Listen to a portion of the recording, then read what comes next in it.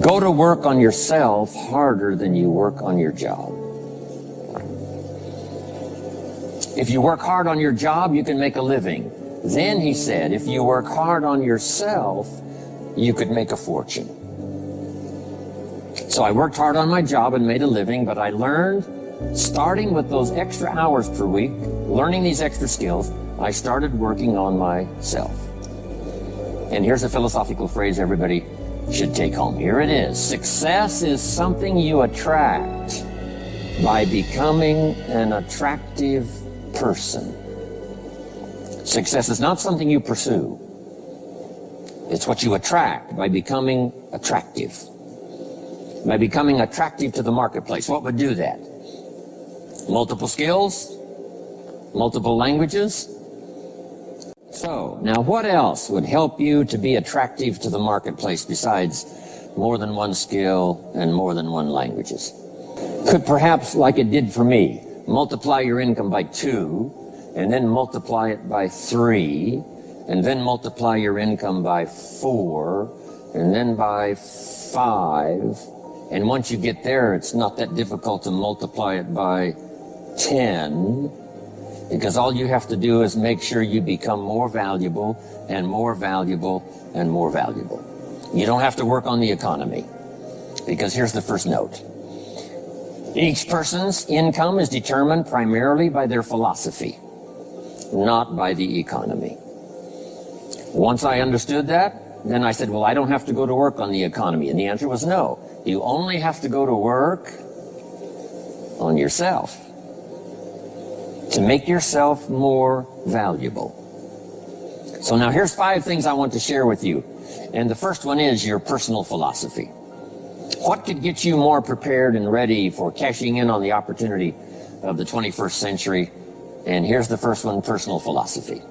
Your personal philosophy is like a guidance system that helps you make decisions what to do, what not to do. From the information you get and what you learn and what you know, we decide. Maybe your philosophy would have been 5 years ago never to attend seminars like this. You just didn't go. Now 5 years later, here you are.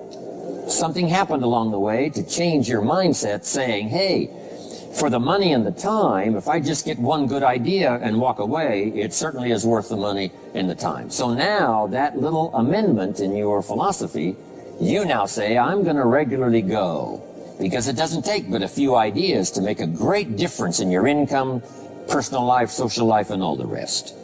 So now you know that's valuable. A change of mind, a change of idea. So that's what personal philosophy is all about. The more we learn, the more we know, the better we're able to make better decisions about 2 major things. Your philosophical guidance system does 2 things. For your notes, number 1, helps you to see the dangers on one side, so you can avoid those. But here's what else your guidance system does. Personal philosophy helps you to see the opportunities on the other side, so that you can expand those, maximize those. And here's what that's called. The game of life is to minimize the dangers and maximize the opportunities. And the more we know and the more we learn, the more experience we gather in sessions like this, from the sermon on Sunday morning to the books we read and all the rest, helps us to keep continually adjusting our philosophical guidance system so that we minimize more dangers, maximize more opportunities. That's really the game of life. I couldn't put it much more simply. So number one, we're affected by what we know. Now, how do we know more things and learn more things that'll help us readjust our thinking so we can avoid the dangers, maximize the opportunities? Here's number one, learn from personal experience. One way to learn to do something right is what? First do it wrong, right? Mess up, and then you say, wow, that was costly. I'm never going to do that again. So one way to learn to do it right, first do it wrong. Sometimes a negative experience turns out finally to be positive. They say if you survive your first heart attack, you may now live to be a very old person. Why is that? Well, that first heart attack, if you survived it, is called a wake-up call. And maybe the doctor said, one more of these and you're history. And you said, wow. And you make it for the health food store. And you start reading every book you can find on good nutrition, how to avoid another one of these heart attacks. And you start jogging and start walking and doing all of the stuff. And this total change of lifestyle could now save your life and cause you to live to be a very old person. Here's what my mentor said, that's some of the best advice I ever got. He said, Mr. Rohn, if you will change, everything will change for you. If you'll start making personal changes, your income will change, your health will change, your future will change, everything will change, if you're willing to start making the changes. So sometimes a negative experience now causes us to really make a sudden shift in our philosophical guidance system that says, hey, I'm never going to let this happen to me again. Fantastic. Now here's the next way to learn, and that is to learn from other people's experiences, whether they are negative or positive. It's too bad failures don't give seminars like this. Wouldn't that be good information? Now, we don't want to pay them, so they don't lecture, but their information would be valuable. If you know a guy that's messed up his life for 40 years, you have to say, John, would you spend a day with me? And I will bring my notebook and take good notes. A good-looking guy like you, beautiful family, every reason to do well, threw it all away.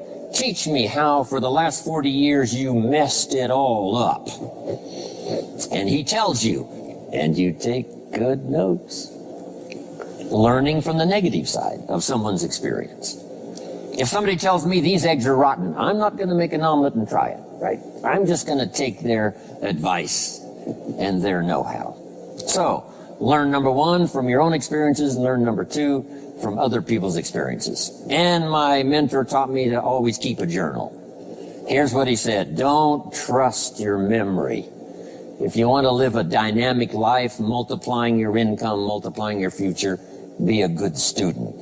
If a good idea comes your way, write it down, then ponder it, then perhaps go do it. Okay. Now, your philosophy comes from what you learn, comes from what you know, comes from other people's experiences. 3 ways now to learn from other people. Here's number one, learn from what you see. One of the great watchwords of these early years of the 21st century, pay attention. If you just watch, you can pick up clues. Success leaves clues. And if you'll be a better observer of the winners and the losers, those that are doing well and those that are falling behind, and just take mental notes and good notes and say, I'm going to adjust what I'm doing based on what I see. Here's number 2. We learn so much from other people based on what we hear. Here's good advice on that. Be a selective listener. Listen to voices of value that have experience, ideas, reputation, something valuable to share. Now here's number 3. Read all the books. Now there's millions of books, so you can't read all the books. But make this note. Read all the books you need to read to make you as wealthy as you want to be, as healthy as you want to be, as prosperous, as productive, as unique a human being as you want to be. Read all of those books. Don't leave those books go unread. My mentor got me started on my library when I was 25. I got one of the best. If you saw my library, you would be impressed. I haven't read everything in it, but I feel smarter just walking in it, right? My library. I was smart enough to buy it all. Now I got to be smart enough to read it all. Now jot this down. When you do read, you have to sort through what you read and decide which is valuable to try. That's part of the process of learning. Gathering information and sorting through it. One, the information that would apply to you, and what you think would be valuable based on your current philosophical opinion. So read all the books. Our lives are greatly affected by what we learn and what we know.